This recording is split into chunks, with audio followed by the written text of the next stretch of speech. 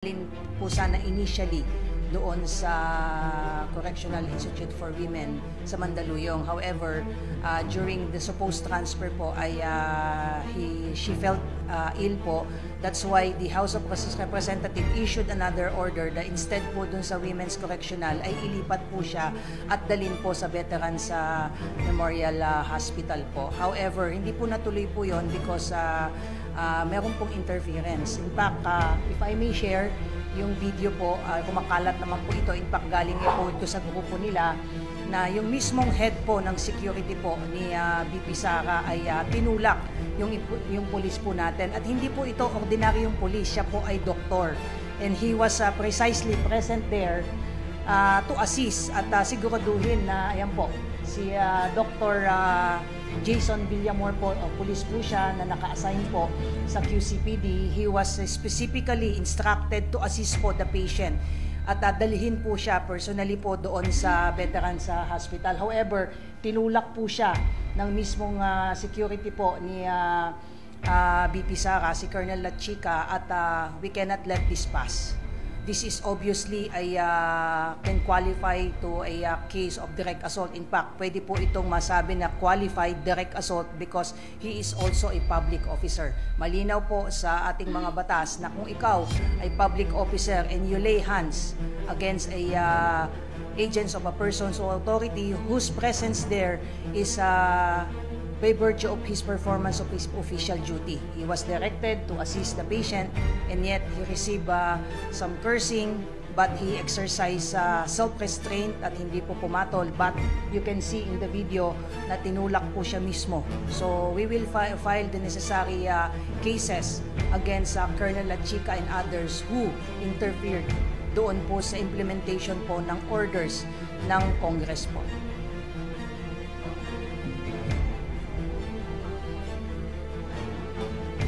Maliban po sa direct assault, ma'am, ay we are studying the possible cases aside from direct assault is yung pong violation po ng Article 159, yung pong resistance and disobedience to a persons in authority or its agents po. So it is clear na supposedly ay dadalhin po at may written request po ang House of Representatives through the Sergeant of Arms Office sa PNP po para i-assist sila na i-implement po yung transfer from the Veterans Hospital, and yet po ay there were interference at instead of sa Veterans po ay dinala po siya sa St. Luke's po. So obviously there are some resistance and disobedience po na nangyari po dyan na pinwersa po. Forced transfer po ang nangyari po dyan at corresponding criminal cases are being prepared by the Criminal Investigation and Detection Group against Vice President Sara Duterte, her security escorts, and some of her staffs po. So ang PNP po ngayon ay dinodocument po lahat ito.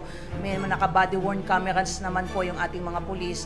This is precisely the reason po why our Chief PNP requested the Chief of Staff of the Armed Forces of the Philippines for the identities of all Vice President Security Protection Group personnel who were present during the said interference po.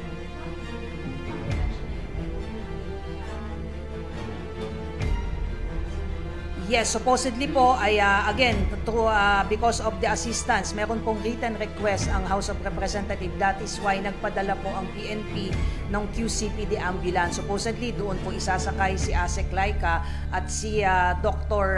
Jason Villamor po ang naatasang mag-assist. But however, hindi po nangyari yon because of interference at dinala po siya at sinakay po sa isang private ambulance na nirentahan po nila at yun nga, natuloy po sila sa St. Luke's.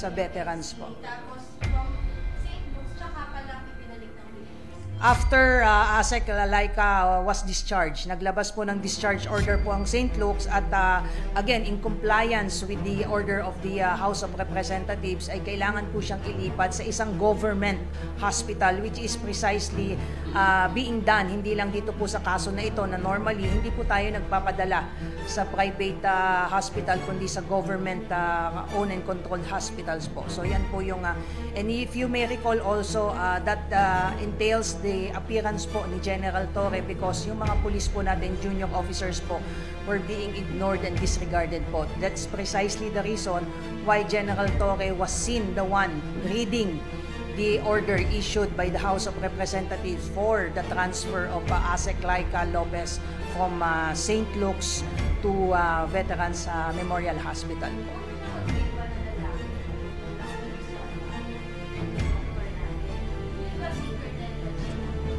Yes, kung makikita nyo po doon sa sinare po natin na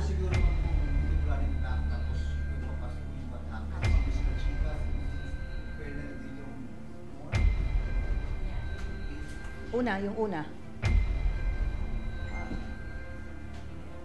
Yan po, si Dr. and Police Lieutenant Colonel Ivan Villamor trying to assist po the patient at itinulak po siya. Sino po yun? Si Colonel La Chica po. The VP at Yes po, siya po yung head po ng BPSPG po.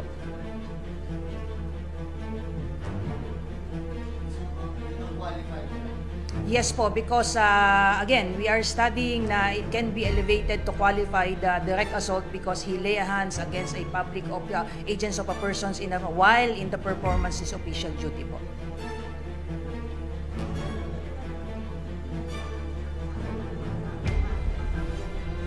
We're still waiting po ma'am yung formal communication coming from the Armed Forces of the Philippines for the identities po.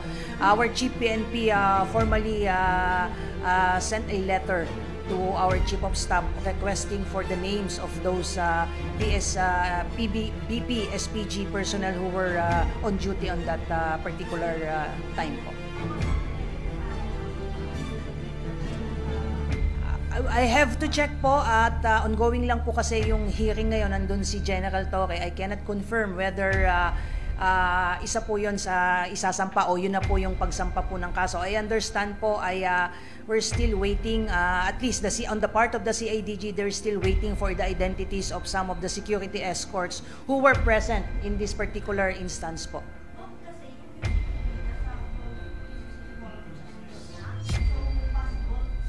I have to check po ma'am. I have to check po muna after this po just to confirm whether or not kung yung pong presence po ng QCPD personnel sa Quezon City Hall is in relation to these cases po.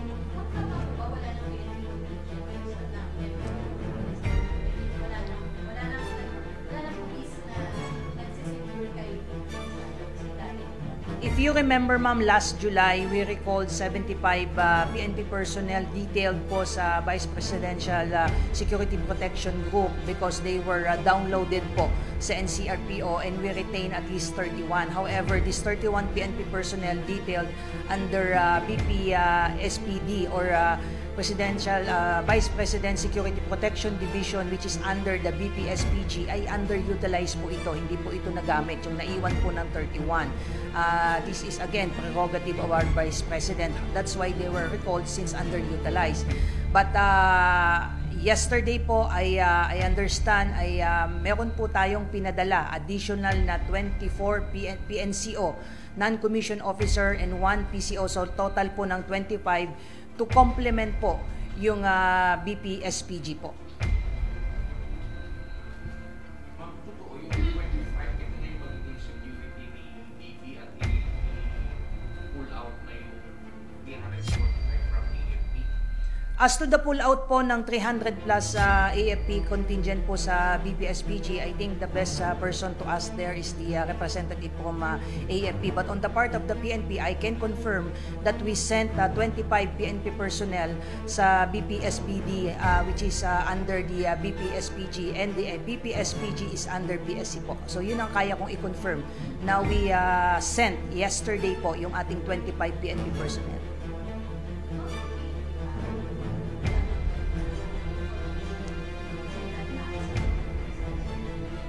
I also confirmed that that question po. But as on the part of the PNP po, we don't have any information with respect po sa alleged threat against the Vice President. But nonetheless, the PNP is open to collaboration and cooperation. At kung meron man po, I'm pretty sure and I'm just assuming as part of security protocols po, this should have been communicated. Any threat against the Vice President should have been communicated with the Presidential Security Command, since it is the command who is responsible for the security and safety of the Vice President. So kung meron man, ay dapat na i-communicate po ito, and the PSC, if there is a need for police assistance, then we will readily provide it po. Clarify lang, yung sa 31 na naiwan natin utilize na record, binawi, tapos kahapon pinalitan nyo ng 25 kilometers, nasa 25 overall. Pinadala po yun kahapon. Yan po yung effectivity po ng 25 is kahapon. Pero last July, if you may recall, katulad ng sinabi ko, we recall 75, we remain po yung 31, but they were underutilized. So hindi po sila ginamit. So ni-recall po sila dito sa Krami po. But yesterday po, there was a request from the Armed Forces of the Philippines for the PNP complement po under the BPSPG.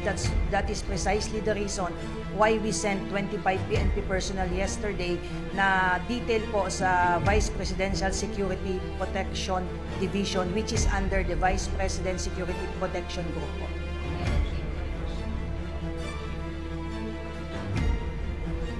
That was I think triggered by the possible recall of some of the AFP personnel under detail po sa PSPG as a result of what happened po last Saturday po. So may agreement yung PNP at AFP when it comes to providing security na pull out ng pagkakas ng mga This is a normal procedure, sir. This is not only limited po sa security po ng ating Vice President, dahil even po sa Vice Presidential Security Command, meron po tayong dinidetail na PNP personnel doon. So kung kailangan may i-recall at kung kailangan i-add po, there's already an agreement on that aspect po. So with respect po sa case po ni Vice President po, there was a request from the Armed Forces of the Philippines to send a compliment po coming from the PSPG. Ay nagpadala po tayo kahapon ng 25 PNP personnel na who would be detailed po sa Vice Presidential Security Protection Group. 25 po, 25. 1 na PCO and 24 PNCO po.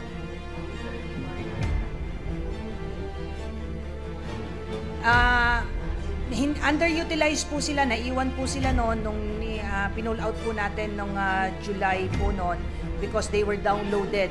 Kasama po yung 75 po na yun sa more than 400 na PSPG o yung police security personnel na pinull out ng PSPG at dinownload po sa NCRPO. So we retained the 31, however they opted not to utilize it. So sayang naman po, sumusweldo po itong mga pulis po na ito and they were underutilized. So ni-recall po sila dito sa Krami po and they were distributed po doon po sa mga nangangailangan po ng PSPs. But yesterday, there was a request coming from the Armed Forces of the Philippines. This is precisely the reason why we sent the 25 PNP personnel po.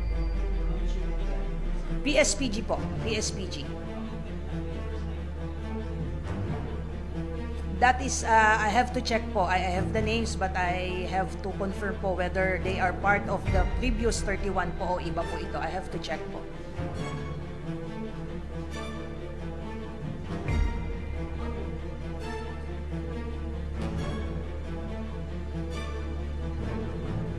Yes ma'am, pursuant to a order issued by RTC Pasig today po, November 27 by 4 p.m.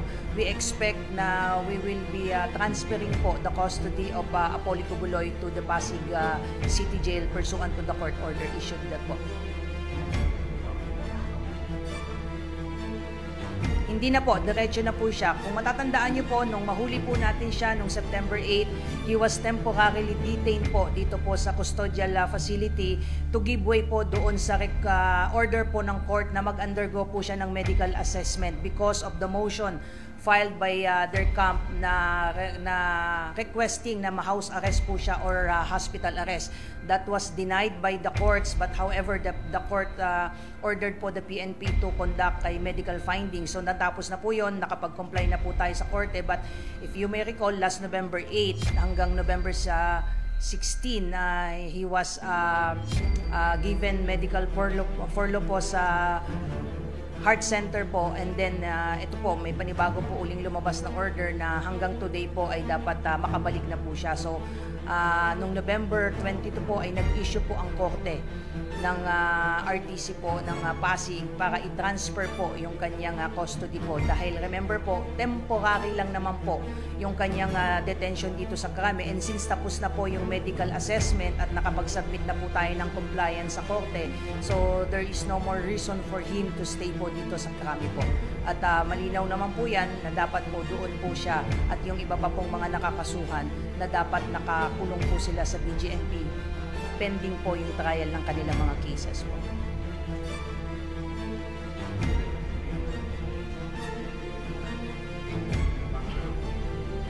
We expect po, mamaya po, kausap ko po kanina si General Radel Ramos, so hindi na po dadaan sa Krami yan. We expect by 4 p.m. po ay nasa Pasig City Jail na po siya.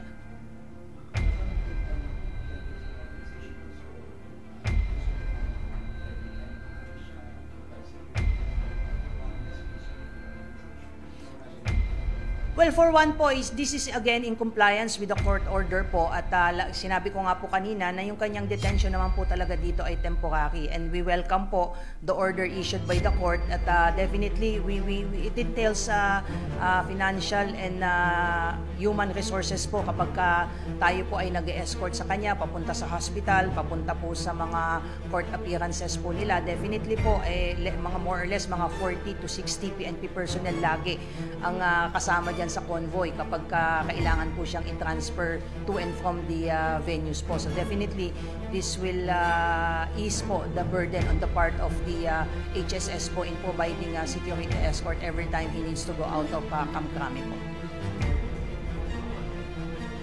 By 4 p.m. po, we expect po by 4 p.m. po ay aalis na, ay maililipat na po siya. So, we'll provide you updates po kung what time po yung expected departure po niya sa hospital po.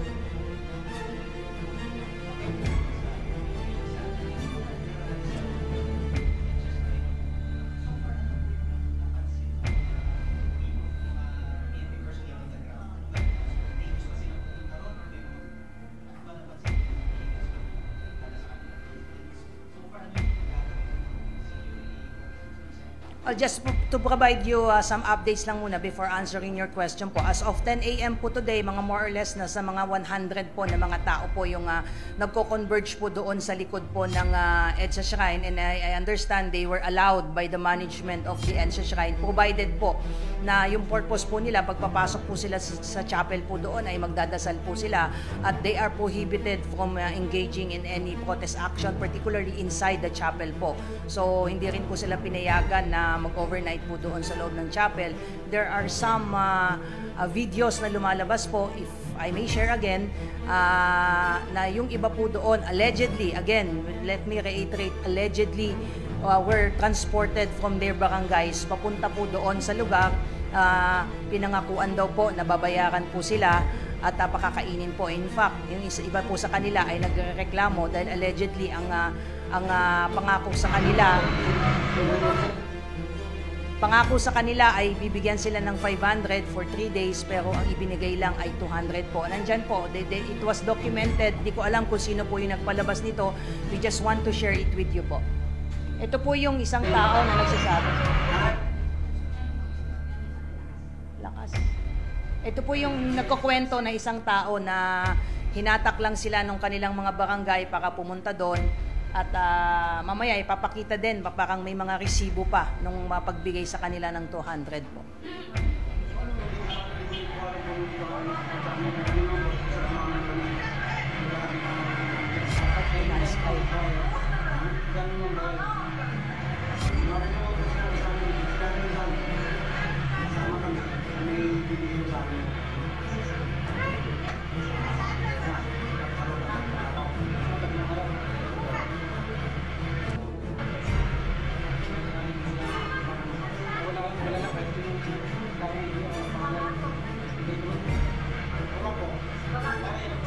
only just providing you this po, mamaya. Sinasabi lang po ng tao na ito, may mga kapitbahay po sila, in-invite po sila na pumunta po dito sa lugar na ito, sa EDSA, particularly for 3 days with the commitment na babayaran po sila. Yung ibang videos pa na binigay sa akin na nakita natin. Ito po yung nililista po yung mga pangalan po nila. Nililista po nung binibigyan, naabutan po sila allegedly ng mga kinumit po sa kanila po na pera po, na yung una daw po allegedly ay 500 daw po yung ipinangako sa kanila, but it turned out doon po sa ito po, ipapakita po natin itong yung logbook po na yan. Yan po, medyo pinilabuan lang namin yung mga pangalan po, nakalagay po dyan 200 po. So isa-isa pong ipinigay. So yan po, hindi po galing sa amin yan. Nakita lang po namin yan, kumakalat po sa social media. So I'm not sure po kung ito po, if you are referring to the same scheme po, kung bakit naandun po sila. Without demeaning po yung purpose and meaning po ng mga tao po na nandoon. Sana naman, again, we don't want to prejudge po yung mga kababayan po natin dito na napangakuan at na nagamit po for their own vested interest po. So we're not sure if this is true, we're just sharing it because kumakalat po ito sa social media po.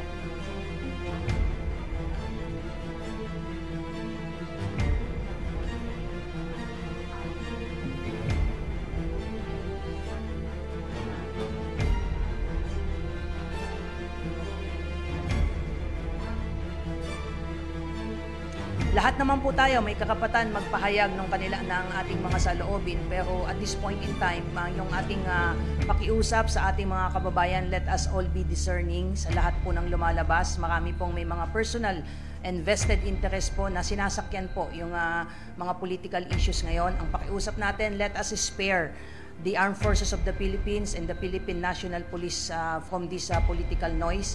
Nakafocus po tayo sa pagtupad po ng ating tungkulin. Ang inyong mga kapulisan at kasundaluhan po ay mga professional na mga individual. Alam po natin kung ano po yung mga dapat nating sundin na mga legal orders, at naniniwala po tayo na lahat po ng sundalo at pulis ay mga professional at tapat po sa mga sinumpaang tungkulin po nila. We will remain political and non-partisan sa kabila ng mga ganitong mga political noises, and we will respect the duly constituted authorities, and we will remain loyal to the Constitution po.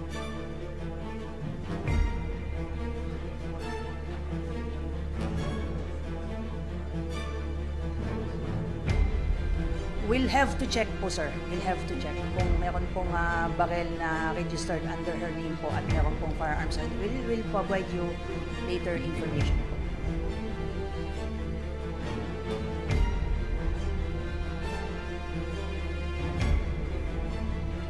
We will have to check sa provisions po ng Republic Act 10591 and its implementing rules and regulation po, if this would qualify as one of the grounds for the possible revocation and cancellation po ng LTAP and firearms registration po.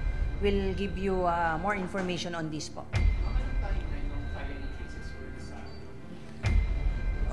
Timeline, hindi po natin ito minamadali kasi remember po, marami pong tao na individual na kailangan po natin na i-identify. This is precisely the reason why our Chief PNP no less requested po the